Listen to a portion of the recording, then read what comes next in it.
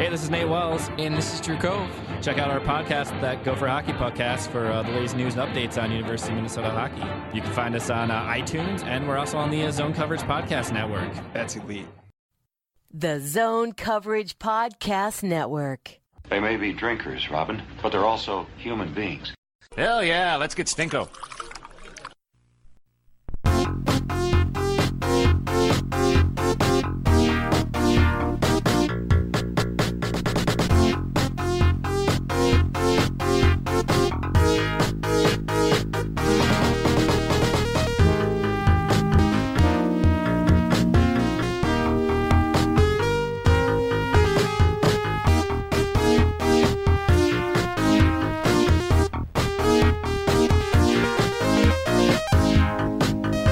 Welcome to Giles and the Goalie Podcast. I am your host, Giles Farrell. Somewhere over there is other host, Ben Remington. Hello. I upgraded you to other host this week. I feel like that was a mistake. Well, I try. Mm-hmm.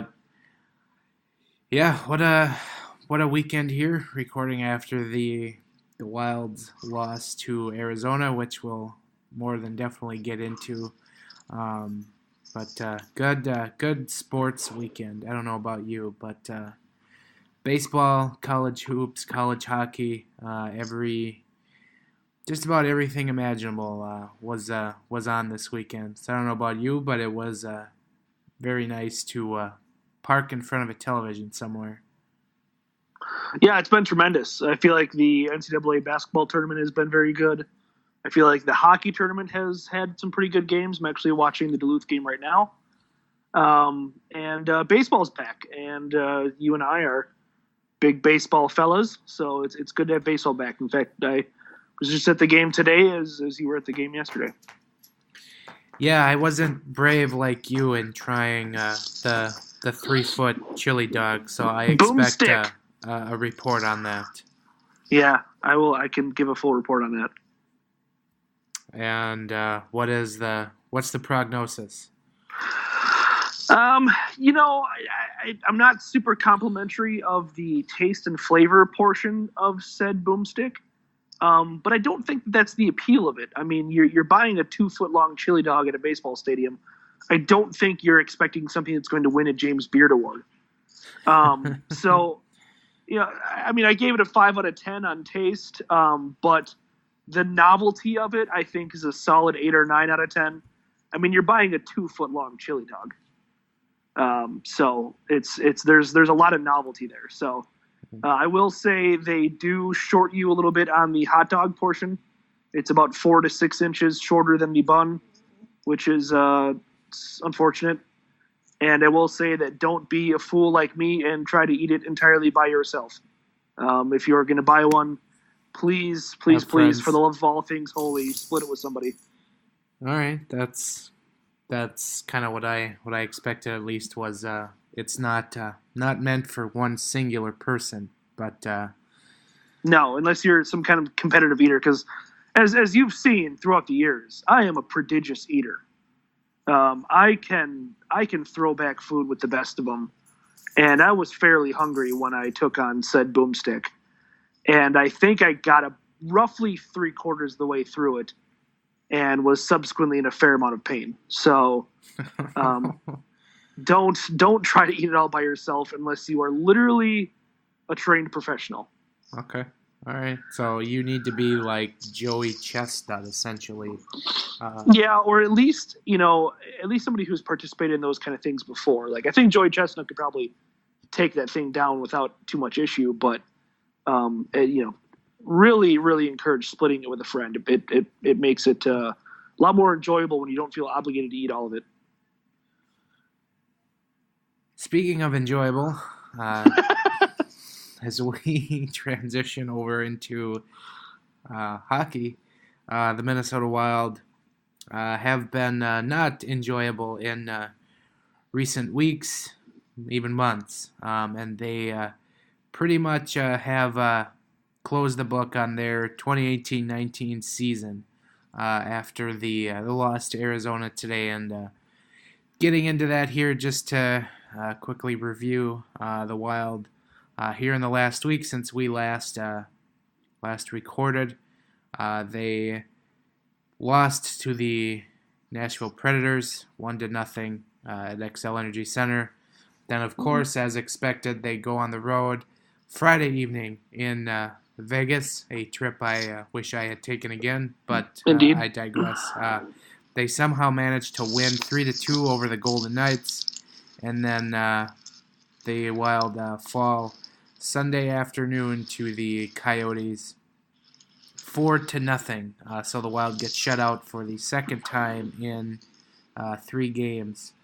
Not what you want to see for a team that was sinking and needed to rack up points in the standings. But so now, as we record, the Wild are, I believe they are, 5 points out of a playoff spot. They're behind the Colorado Avalanche and the Arizona Coyotes, who they lost to today. No, I apologize. 4 points out of a playoff spot. 85 for Colorado, who now has a game in hand. And then the Coyotes right behind them with 84 points.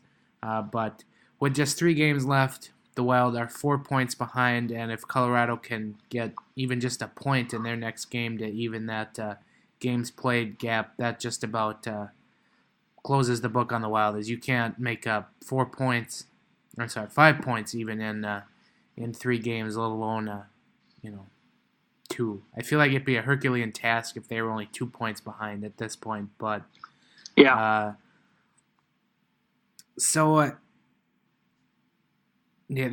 That's pretty much it. There's no coming back. I think even the most optimistic folks will say that it's done. But we can kind of start to reflect here as we move into the final week of the Wild regular season. And I guess the first question here is, where did this go wrong? Where did the season, take a nosedive? I mean, the Wild got out to a decent start to the season. They were, at one point this year, they were 11-4-2. They were looking like a decent enough hockey team, and now here they are, 36-34-9.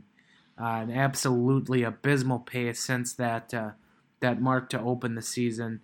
I am not nearly coherent enough to do the kind of math on the fly, but that's like what? They've won, 25 out of the remaining, 55, 60 games? Like, that is absolutely an atrocious mark. So, to you, what stands out as kind of the sole reason of this is where the season went off the rails, or like this specific thing caused the Wild to train wreck? Well, just to double back very briefly on the standings bit, at Thanksgiving, which has always been kind of a hallmark marker for the NHL, they were second or third in the division, correct? Yeah, something like that. I know they were in the top 3 in the division at Thanksgiving, which is very much almost a reliable marker for future success. Obviously, not completely foolproof, but soon thereafter, Matt Dumba gets hurt, and not much longer after that, Mikko Koivu gets hurt, and I think that in the NHL now, and with this Wild team, their margin for error was so small to begin with that injuries to 2 of their best, let's say 5-ish players. I mean, maybe you can slide Koivu down a little bit past 5, but you lose 2 of easily your top 10 players. And somebody who was maybe even more important beyond the ranking in Koivu, who's the captain of the team. That's tough to come back from.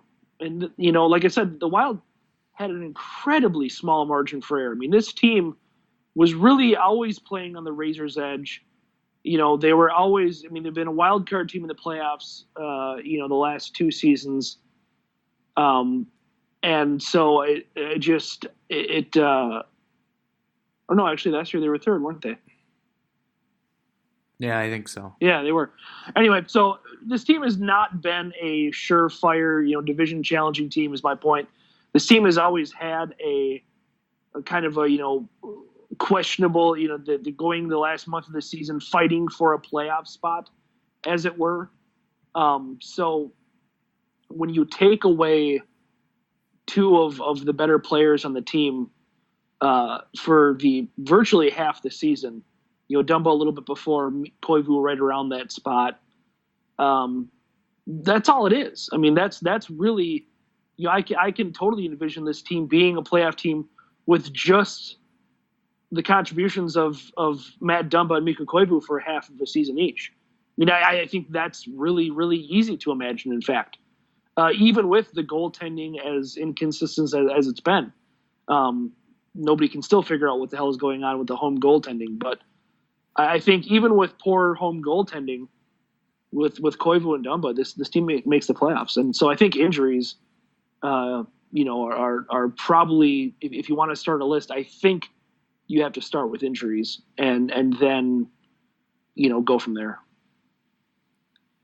I struggle with this question, just kind of pinpointing kind of where things went off the rails, and I think there's a multitude of things, not just one specific, that has contributed to this. And it started there when the Wild got off to that great start, or I should say good start in November. Let's not make it what it's not, but right.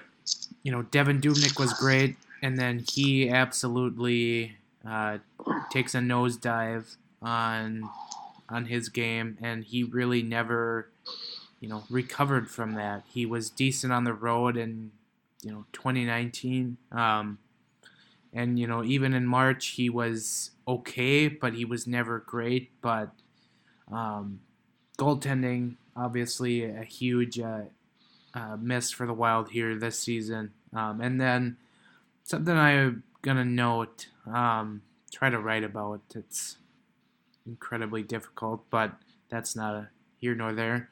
The Wild offense has absolutely evaporated, and there's a lot of contributing factors to why this is. First, injuries. Losing Matt Dumba, a huge cog in the offensive machine in December, not great. And then Koivu going out, and then other guys having their ins and outs of the lineup with injuries. And then, you get your midseason trades. Nino Niederreiter, Mikael Granlund, Charlie Coyle all moved on, and, you've replaced them with Victor Rask, who's not exactly offensive up to par. And then you have Kevin Fiala, who's had flashes of brilliance, but he's been very disappointing here in the last couple weeks. And then you have Ryan Donato, who's actually been a pleasant surprise and been probably the best point producer for the Wild in the month of March through the end of the year. Yeah. But so you take that into consideration, and the Wild offense is bottom 5 in this league. They're not good to begin with, not just the last 11 games. The Wild have been held in the last 11 games to 2 or fewer goals in 9 of those games, and they've been shut out 3 times. Yeah. Their offense is 27th in the NHL with 206 goals scored. And you kind of take this for what it's worth, but say, Eric Stahl doesn't have a significant drop-off in his goals scored, from last year, which we expected there would be a drop-off, but not in terms of 20 fewer goals maybe.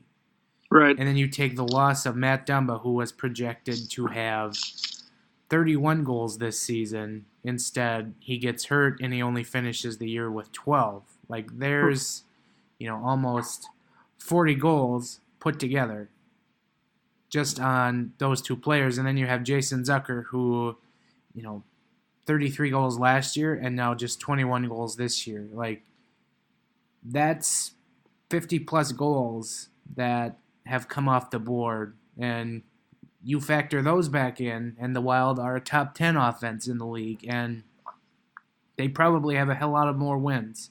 But offensively, they have absolutely dried up here, and it's just not been great. And they've had nobody to call up from Iowa, as depth at forward is bare. I mean, when you keep having to just recall Matt Reed, you're not exactly asking for great offense. So between that and goaltending, and then injuries and midseason moves, like those all have played significant roles in why the Wild have faltered. It's not just one, but ultimately it's going to be goaltending, as we always say, the Wild go when Devin Dubnyk goes. So that's, if I had to pick one, that's what I'll take. Sure. I think that there's plenty to be said for that. I think that goaltending is, Dubnyk has always been up and down, and, we went into this season and he was down, he was up huge. I mean, October, rather, easier for me to say, he was unreal. He really carried this team in October and was equally as bad in November. And we just kind of figured that, that's the ebb and flow of Devin Dubnyk. We've kind of become accustomed to it. And then it just never really bounced back again. Like, he's had really, really good games, but they've been very sporadic. And, his bad games have outnumbered his good games. And, he hasn't had that month again where he gets hot and carries the team, as we've seen him do. This season he really only had one, and we've seen him kind of, maybe have 2 or even 3 months like that in previous seasons. So, goaltending, I think, without a doubt. I mean, if I'm going to put injuries number 1, goaltending's number 2, fairly easily for me. And the offense, I guess, kind of goes along with those injuries, like you mentioned with Dumba and even Koivu missing time, now Parisi's missing time. The list goes on and on. So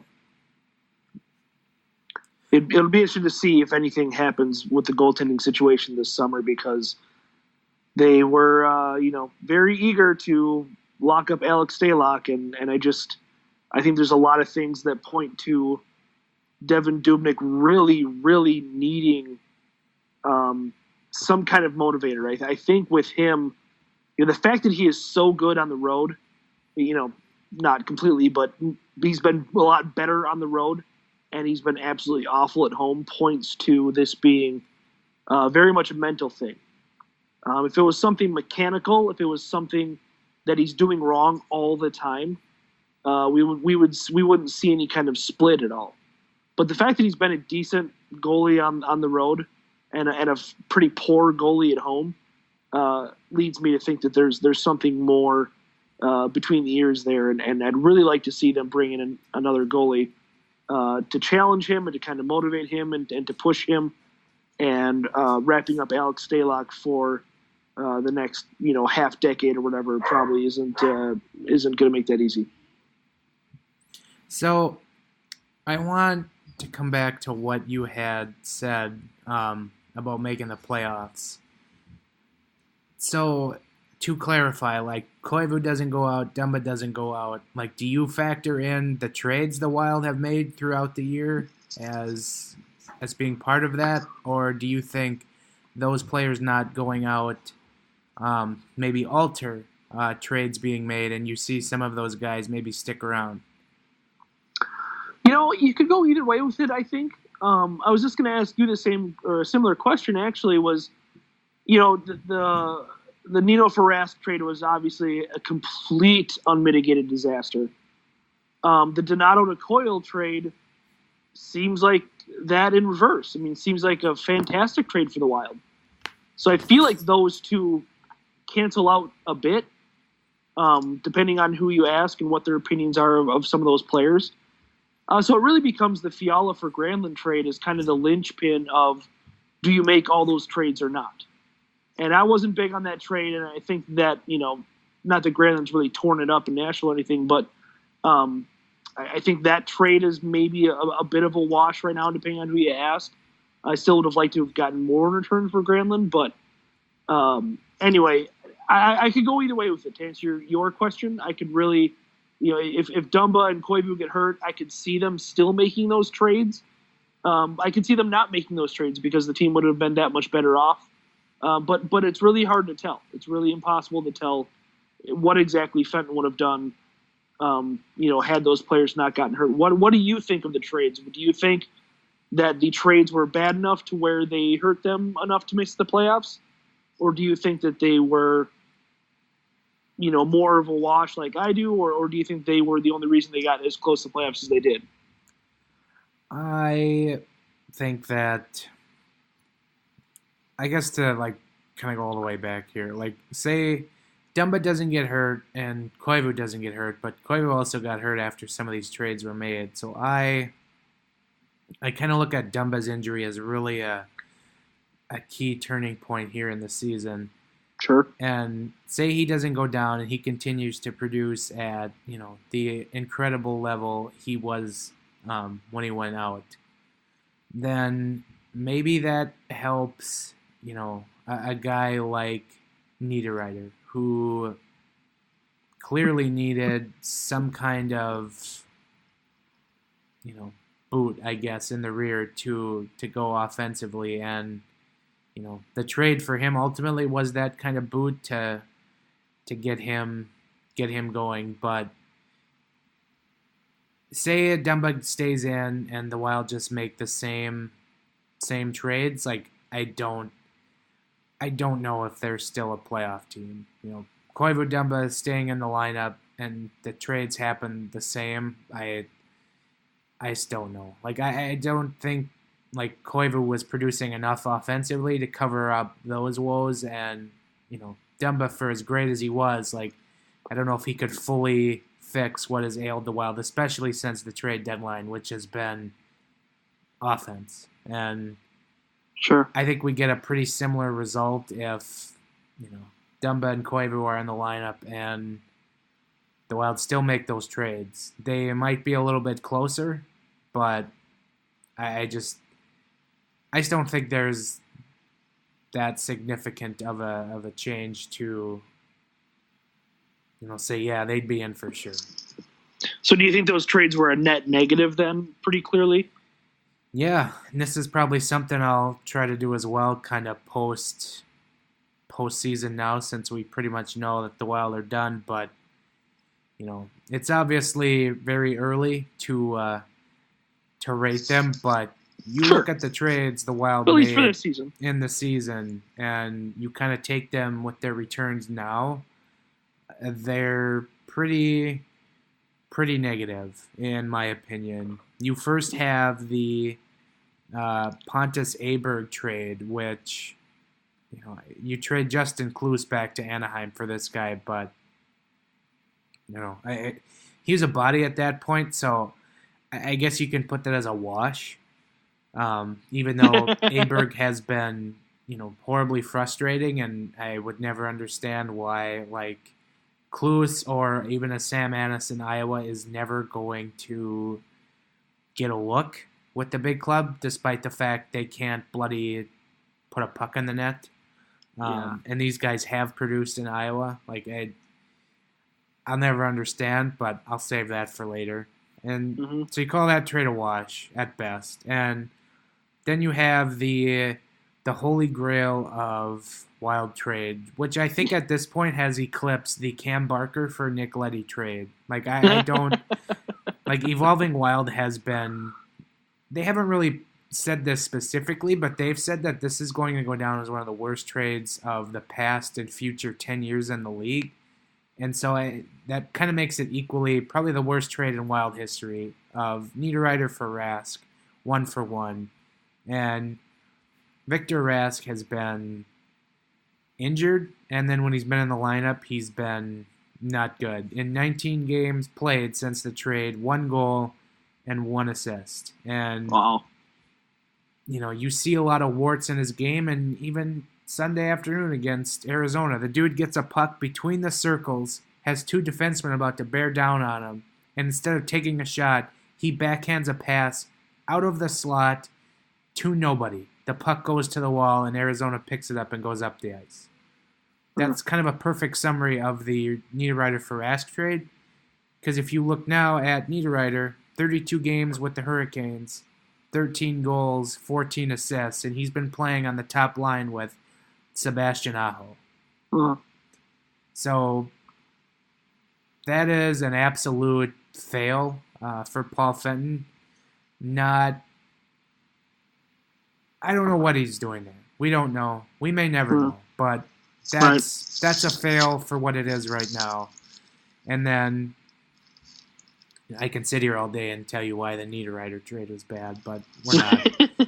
You go up to, 4 days later, they acquired Brad Hunt from the Golden Knights for a conditional pick.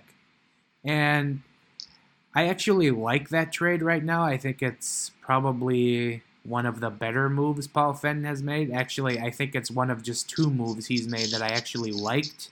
And Brad Hunt has, he's a power play specialist. And he's not getting power play time, which angers me. But, I think he's got 4 out of 5 points with the Wild since the trade have come on the power play. And so I would like to see him, get more time specifically on the power play. Obviously, that's going to probably not come till next year, but if they re-sign him, and I would like to see him get another chance. But Suter needs more minutes in the power play, Giles. That's Masterton nominee Ryan Suter. And so then that kind of brings us to the trade deadline, unless you really want to talk about Ryan Murphy for Michael Kapla. Nope. But Charlie Coyle to the Bruins for Ryan Donato and a conditional 5th-round pick. That's the other move that Fenn's made that I liked. Like, Ryan Donato was just basically given up on by the Bruins, and he's basically proving them wrong, I should say. Bruce Cassidy really never had time for him. Spent most of the year in the AHL. But yeah, since the trade to Minnesota, Ryan Donato, 16 points in 18 games.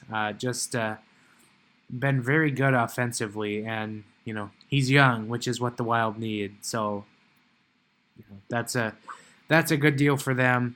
Charlie Coyle not having a good bout since the trade, and we'll see what happens with him. But just 5 points in 17 games. So yeah, I think the thing with the cool thing about Donato too is that not only has he had 16 points in 18 games, but I think he's had a point in nearly every game the Wild have scored in.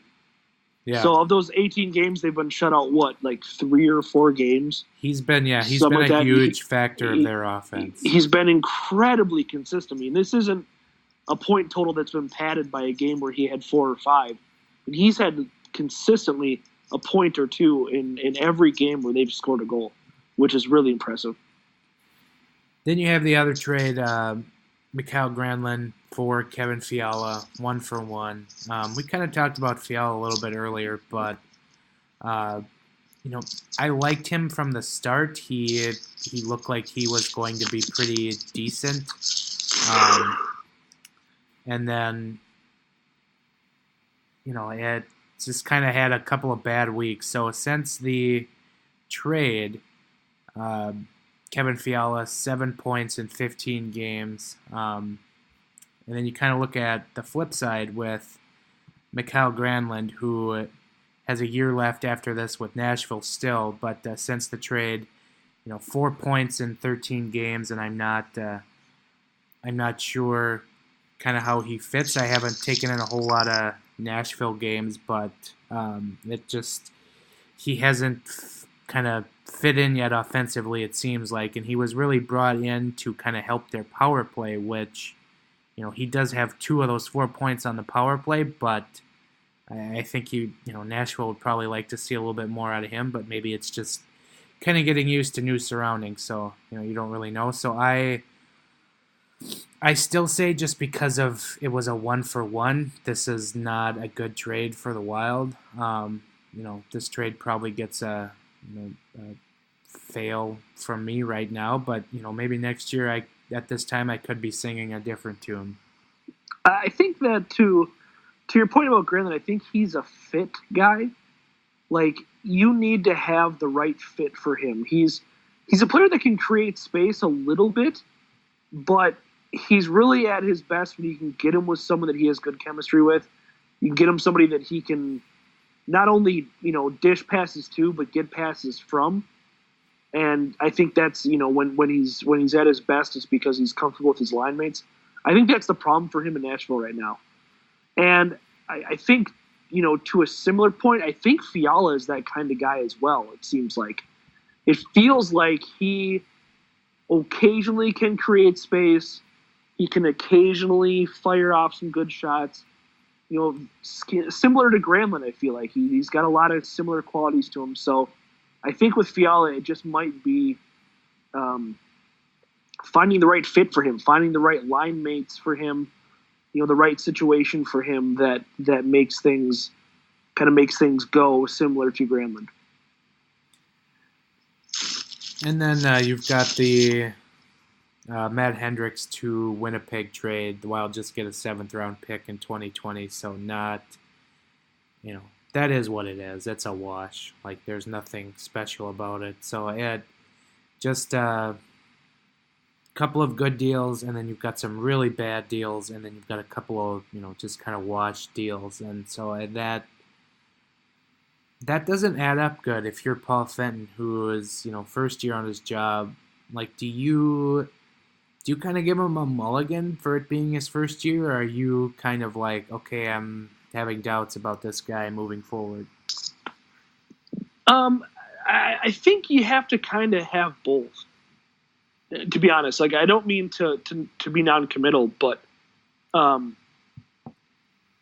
think there is a learning curve for NHL GMs. This is something that our friend Tony from The Athletic brought up in actually one of my mailbags, asking if there's a learning curve for NHL GMs, and I think there is. I think that's only fair. I mean, this is the highest level. This is a huge deal. So I think it's fair to give him a mulligan, but at the same time, I think it's fair to be worried because, I think it's the Nino trade scares the living daylights out of a lot of folks, and I think that's very fair, myself included. I think that pour of judgment and that complete disregard for any level of analytics whatsoever is not something that good GMs do. And, good GMs might make bad moves. Well, so do bad GMs. And so if it's tough to tell if this is just a hiccup for a good GM or the first bad step of many for a bad GM. I think it's really kind of a wait and see thing still, unfortunately. And then the other things I kind of come back to with Fenn is, there were 2 trades on deadline day that he did make. There was the Jason Zucker to Calgary trade, which we don't know the full details, but it basically was going to be, from what I've understood, was like Michael Frolik and a pick. Jeez. Which would have been a massive L, again, for the Wild. And then the other one that Fenton turned down from the Boston Bruins was a reported trade for Eric Stahl, where it was a first-round pick and a player on a rental for a guy you could have equally just brought back in the offseason for a similar contract that you gave him an extension to. So, again, because you don't make that trade, you take another, loss, and I think there's red flags here that are really coming up with Paul Fenton, and maybe that could change in the offseason, but he hasn't shown the greatest of decision making in his first year on the job, and now you kind of swing around back to that trade last June with Niederreiter and Zucker, where they were basically talking with Calgary, and that looks like gold at this point comparative to what Arizona. What did I say? Calgary. That's what I meant, and I have no clue why I said Calgary. No, like I was literally thinking the Kachina Coyote when I said it. It just for whatever it's hard reason not to. It came out Calgary. Which I guess when you're thinking about Matt Dumba, you always have Calgary on your mind. But but yeah, basically, like the return was like, wasn't it like Christian Dvorak and Max Domi? So it was not. It wasn't great, but I mean, it looks great now comparative to what you're going to get. Right. And at the time, we were like, this trade can't be real, right? Like, everyone was like, there's no way. Like, I don't know who leaked this trade, but it had to be Arizona, because I would really hope Paul Fenton wouldn't make a deal that bad. And here we are, many months later saying, yeah, he totally would make a trade that bad. He totally would basically give away Nino and give away Zucker, which, I had totally forgotten about the fact that he signed Zucker to the contract that he's currently on and then subsequently tried to trade away Zucker months later, which I find to be maybe insane at its best.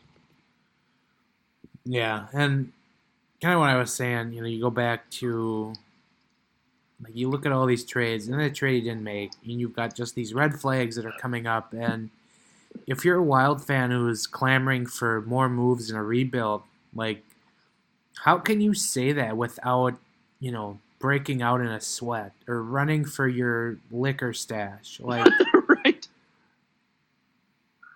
Again, he could kind of turn the tables in year two, kind of like what Chuck Fletcher did, because Chuck Fletcher had some bad moves in his first year, and we referenced one of them earlier in the show.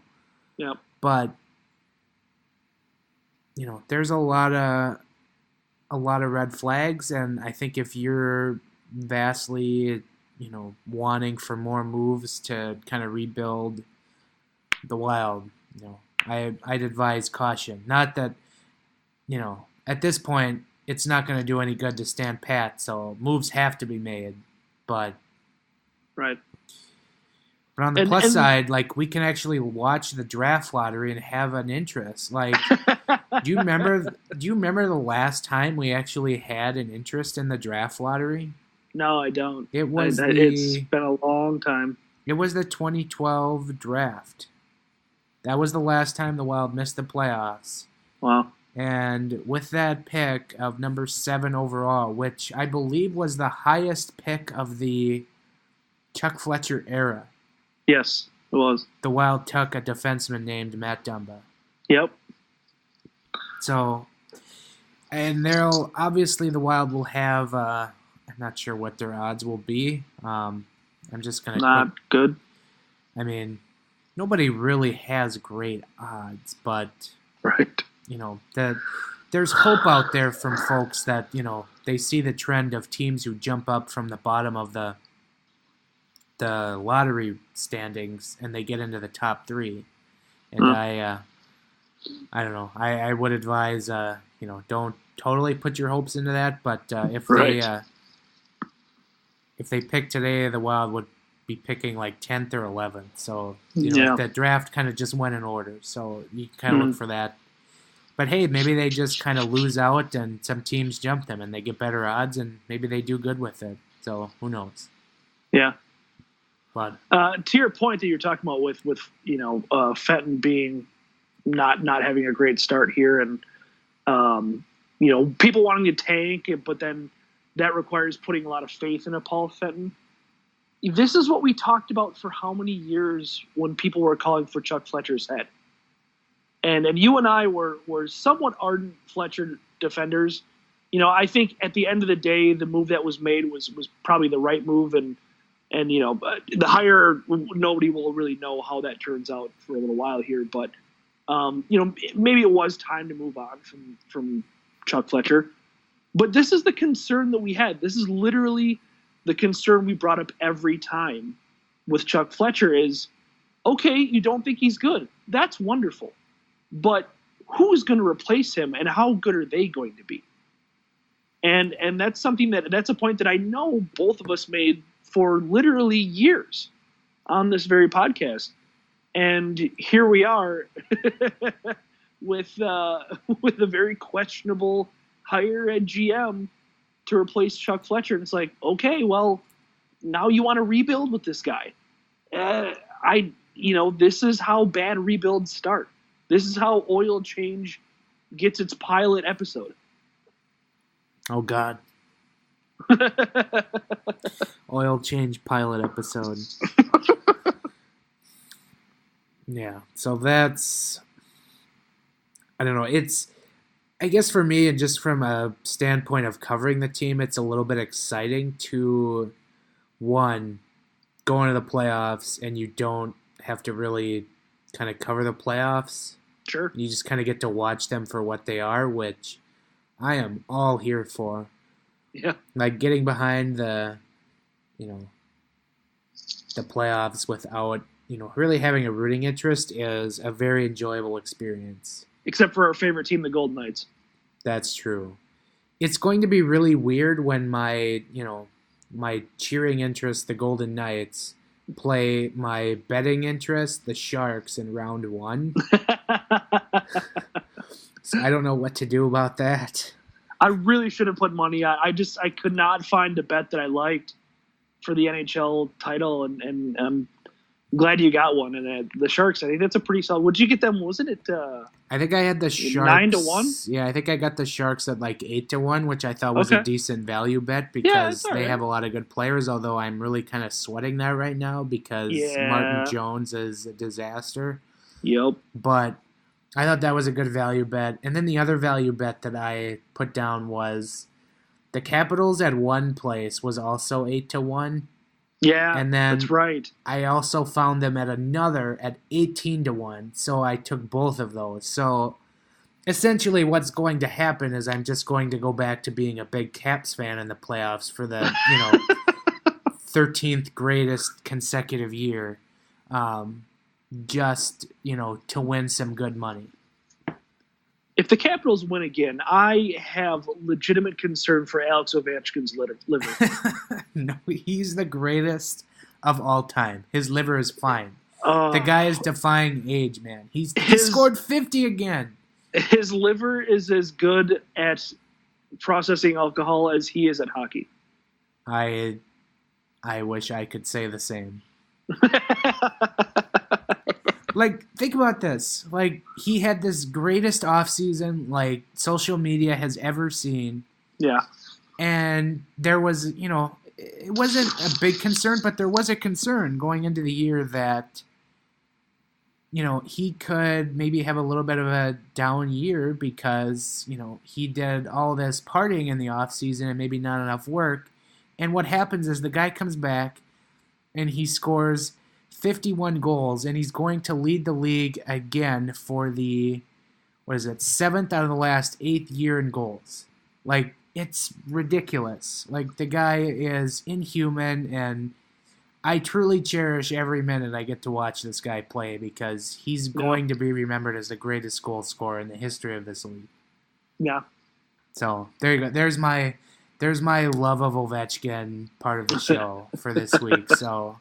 There you go. Next week on the show, we'll actually pick our teams to Good idea. Get behind. But I think we already spoiled it. So yeah. Yeah.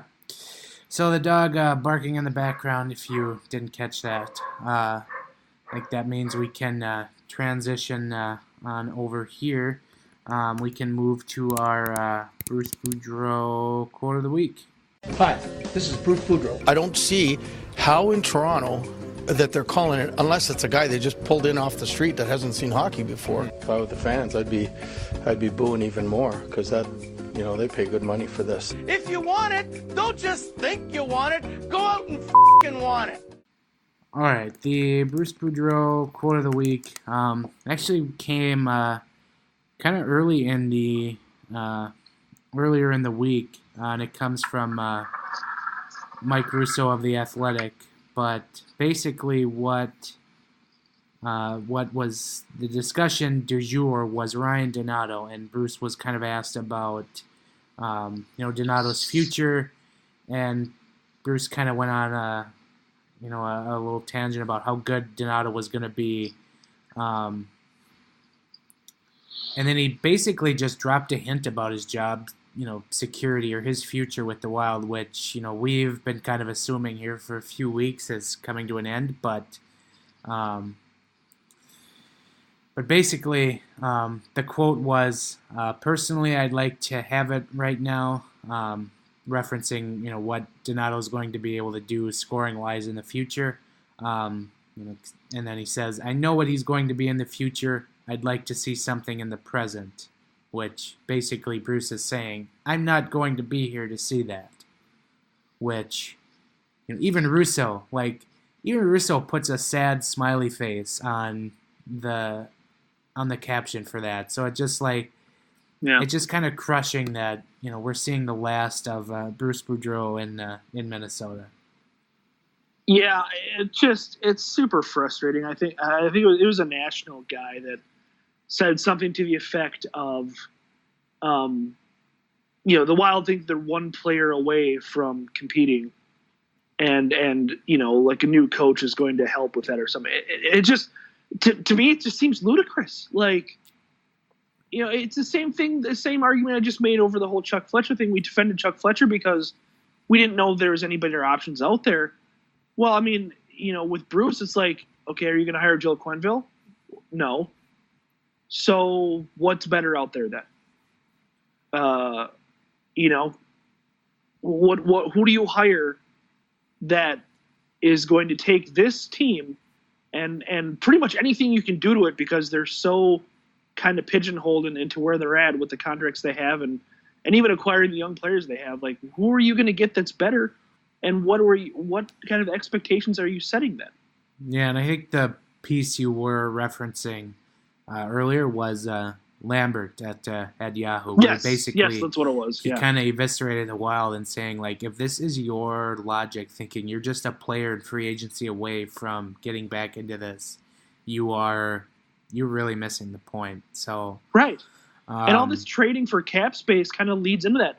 So many people defended the Granlund trade, defended the Nino trade, saying, they freed up cap space. Oh, cap space.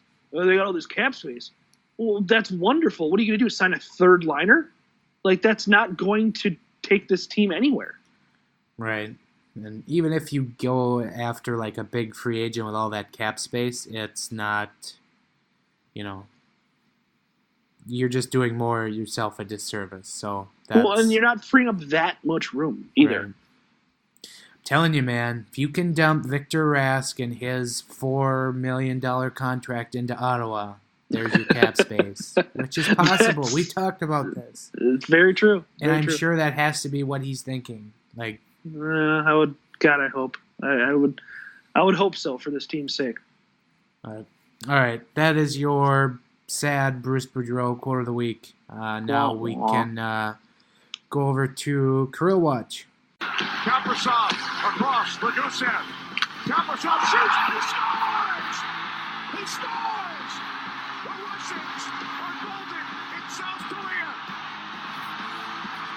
And Kirill Kaprizov still in the Gagarin Cup playoffs over in the KHL with his team CSKA Moscow.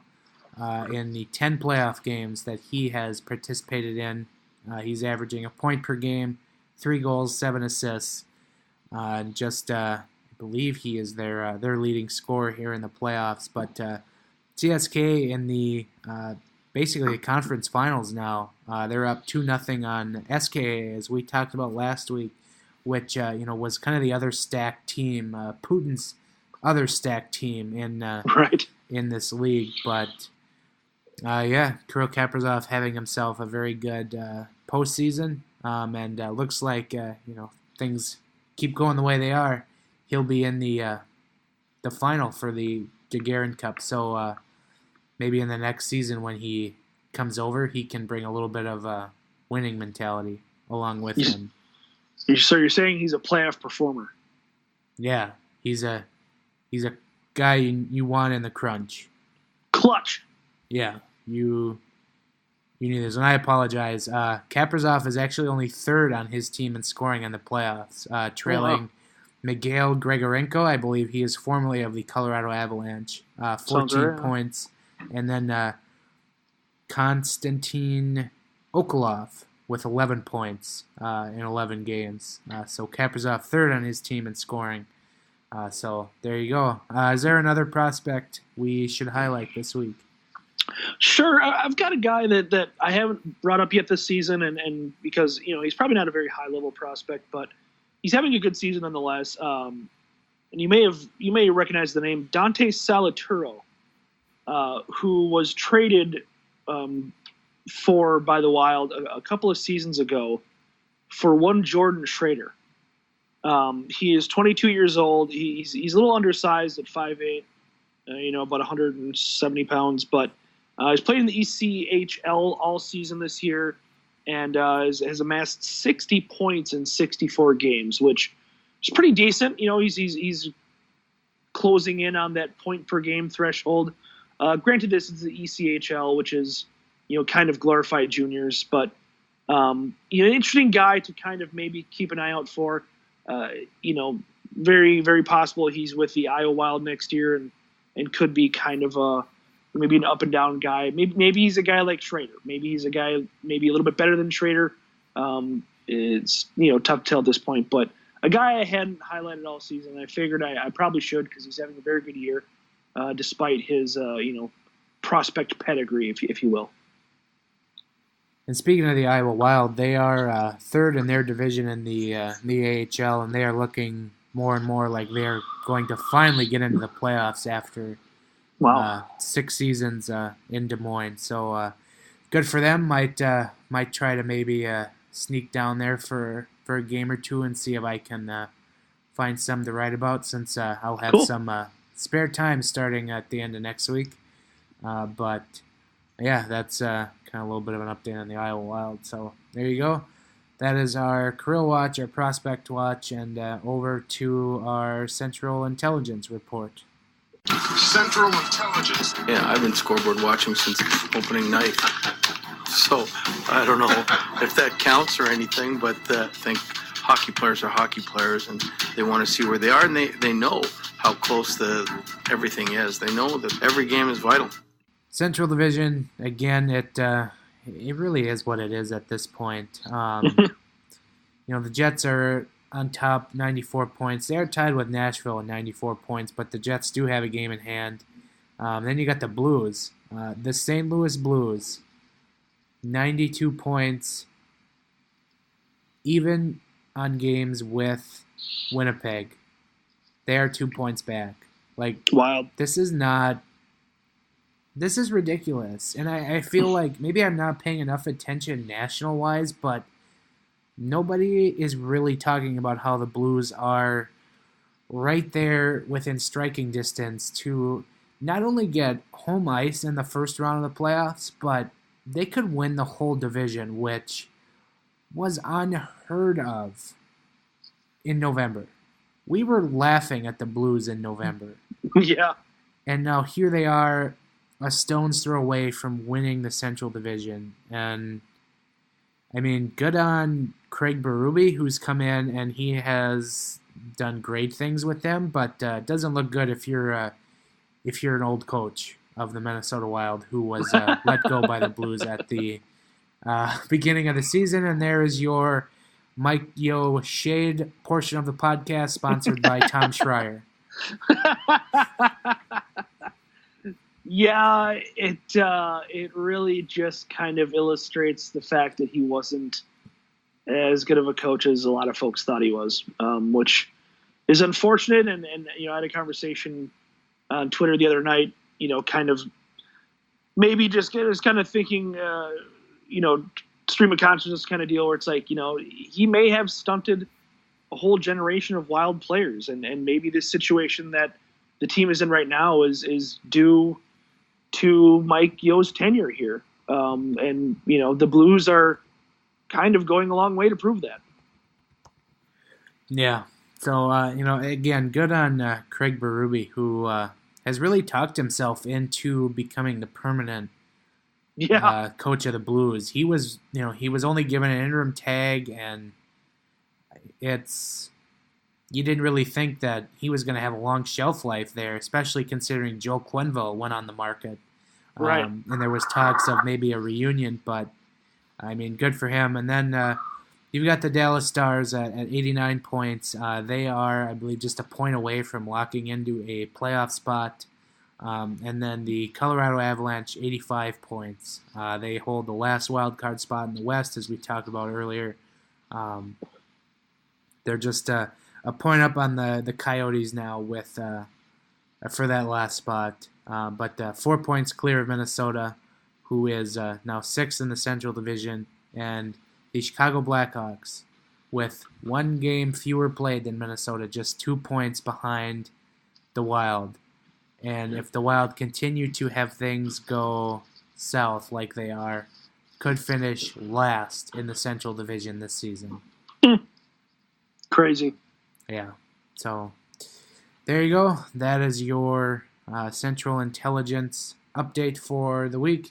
And last but not least, we hit jerseys. Here to start the third period.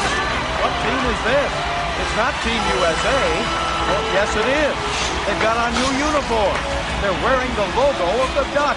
I've never seen this before.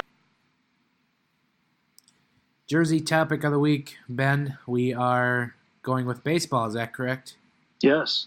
All right. Are we just going to kind of hit on our favorite and least favorite baseball jerseys right now? And I'm assuming this is specific to MLB, correct? Yeah. Okay. Yeah, we should probably keep it to MLB. There's a lot of minor league and college stuff going on that we probably don't really need to go down that rabbit hole. I would like to lead off with a least favorite jersey of mine.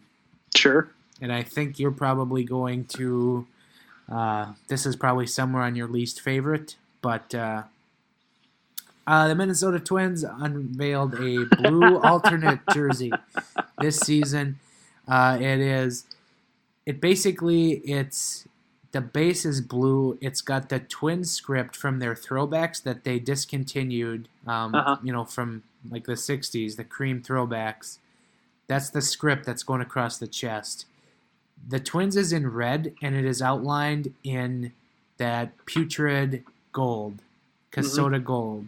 And then there is more red and gold trim on this uniform, which is just, it's a disaster. I'm sorry. Yeah. Like, I get angry at the Casota gold with the Twins because the Twins was just a very simple enough look as it was. Like, they had a pretty good history with the blue and the red colors. They didn't need to add gold. It made no sense. And, their uniforms from time to time, they needed some adjustments, but the logo and the name, the color scheme, it never needed an additional one. And adding this, gold, or as they like to call it, Casota gold, just to add the, hashtag one of us flair to it. It's bad. And it just, I don't know, I feel like it's just doing a disservice to an already good logo uniform look that they've had. So, yeah, I would tend to agree. I think the thing with the gold is that, remember how good the Twins jerseys looked basically in the late Dome era? Yeah. The Johan Santana era.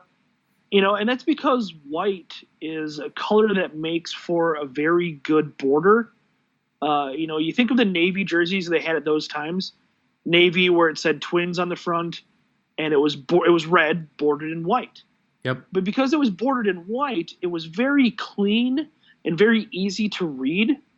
Whereas I feel like the yellow, yellow being a color, not white, and also being an eye irritant, from a scientific standpoint, I feel like it very much muddies up. It very much blurs the lines on the Twins script, and it makes it more difficult to read. Sorry. I just thought of the once popular song Blurred Lines. So, And then I'll kind of go with a uniform that's kind of in my favorite category, and give me whatever flack you will for it, but I've always been a fan of the Yankees look, like either home or road, and I only say that because those uniforms have never been touched in 70 years, which right. There was a lot of different eras of uniforms, and baseball is not excluded from kind of like what we call dark eras of we have in hockey. The Yankees, for sticking to that, really is a kind of a credit to them for not ever changing it. The most change that they ever had came, I think it was 2 years ago when they started the player uniform weekends. And basically that was the first time a Yankee player ever had the name on the back of their uniform. Right. So I've always liked them, and I have a lot of appreciation for them for not changing their look. And it is a good look. And again, say what you want, but I'm a kind of a fan of the interlocking NY that they have on their home uniform. So that is what it is. So what about you? What do you got on your kind of your favorites list? For my favorites, man, there's just so many. You really have to like the classic looks that aren't around anymore. I feel like it's very similar to hockey, where the looks that were kind of gotten rid of were some of the best. Yeah. The Montreal Expos had some really good looks, some really kind of classic, maybe a little dated, kind of like how the Nordiques kind of looked a little bit dated, but in a fun way. And I think there's no coincidence there. I think that was a regional thing. Also, Milwaukee Brewers with the glove logo. I think that's something that is a lot of fun when it's brought back. Yeah, a lot of fun when it's brought back, and they should probably use it more prominently. But I'm kind of with you. I think when you run down the list of good jerseys in baseball, it's the jerseys that haven't really been messed with. I don't have my fiance threatening me like you did when you picked the Yankees. Wow. But I think of the Cubs and how simple they've kept their jerseys as well.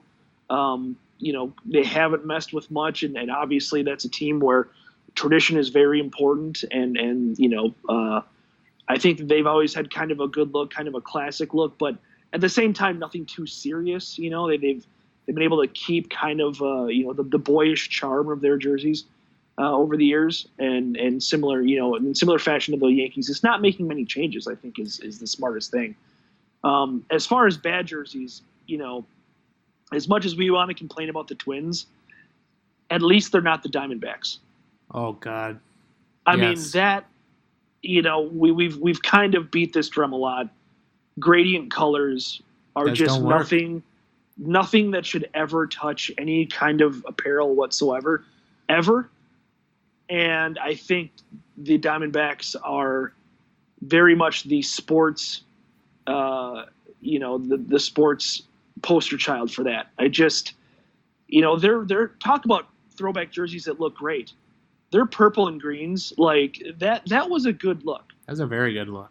Yeah, and they had some of the jerseys from that era were maybe a little bit goofy, but the logo I think was solid. The colors, the colors were a little goofy, but I think they kind of worked. And they had some very good jerseys from that time, and not to mention, you're talking about an era for that team that was incredible, with Randy Johnson and Curt Schilling and Luis Gonzalez and so on and so forth. And then they go to this gradient teal and gray and red and black and gold, and it just I don't know what the hell they're doing. There's going regional like the Coyotes did with the Caccini jerseys. That looks very good.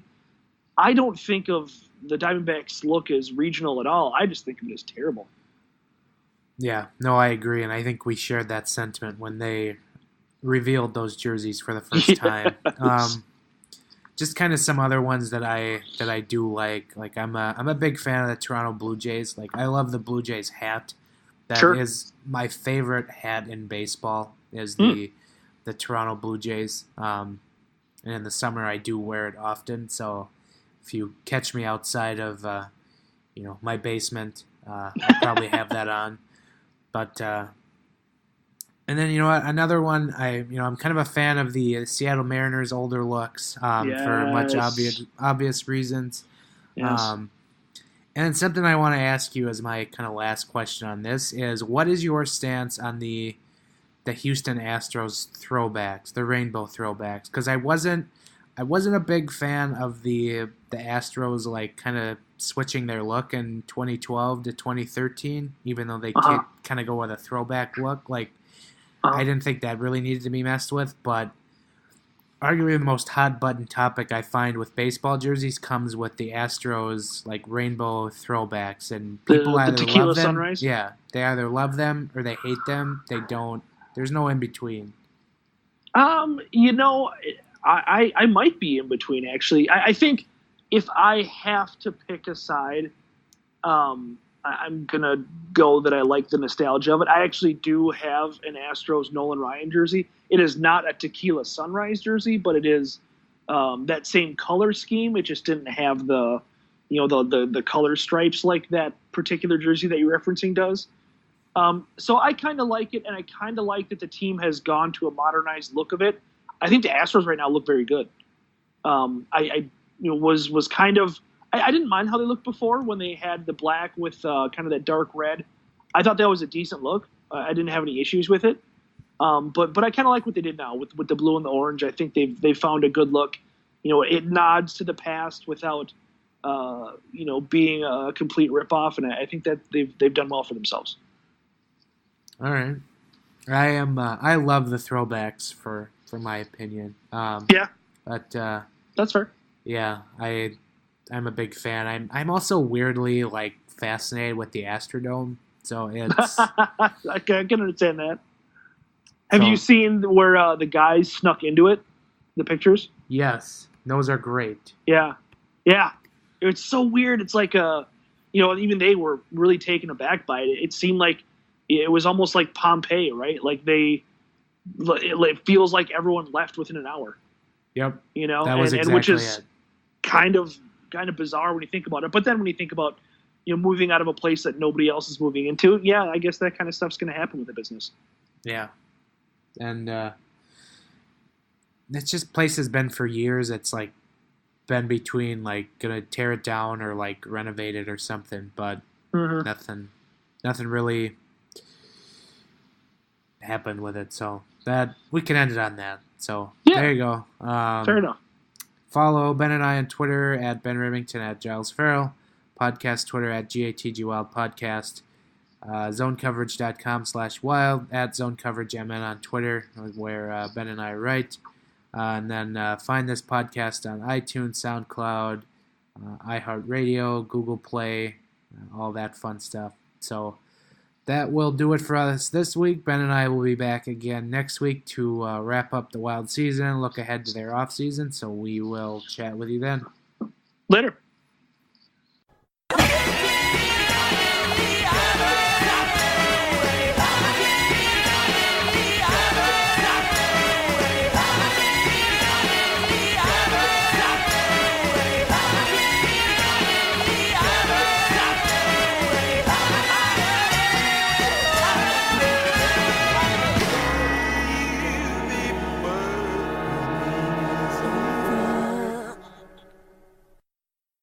It's not resiliency. You're making it sound like we're good. That's all. I'm done.